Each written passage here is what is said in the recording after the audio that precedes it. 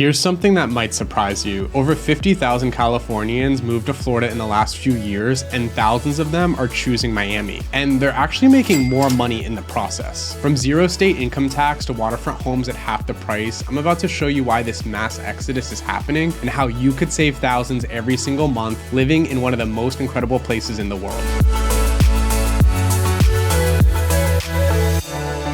Hey everybody, I'm Joe Biscaha, your trusted Miami real estate advisor. Listen up, California is emptying out and Miami is the #1 destination. Now, I know what you're thinking, Joe, why would anybody want to leave paradise for another paradise? But here's the thing, it's not just about trading one sunny location for another. We're talking about a massive life upgrade that's happening right now. In the next few minutes, I'll show you exactly why thousands of Californians are making the smartest move of their lives by moving to Miami. And I promise you, by the end of this video, you're gonna understand why trading your Silicon Valley zip code for Miami might just be the best decision you've ever made. So stick around and let's dive in. First up, let's talk about the almighty dollar. In California, you're paying some of the highest state income taxes in the country, up to 13%. Meanwhile, in Florida, zero, nada, zilch. Yes, Florida has no state income tax, and that's a big deal. It's one of the reasons your wallet can breathe a little easier in Miami. No state income tax, lower property taxes, and homes here, especially waterfront ones, are way more affordable than what you'll find in Los Angeles or San Francisco. Imagine trading a $1.2 million fixer-upper in California for a stunning home in Miami for half the price. Sounds tempting, right? In San Francisco, you might drop a couple million on a tiny condo just for a partial view of the bay, if you're lucky. But in Miami, that same money could get you a sprawling waterfront property with palm trees in your backyard and maybe even your own boat dock. And it's not just buying a home. Renting or paying a mortgage is also cheaper. In Los Angeles, your monthly costs might easily run you anywhere from $4,500 to $6,000. That's your mortgage or rent plus the usual expenses. In Miami, it averages closer to $2,800 to $4,000. That's up to a 40% difference in monthly housing costs.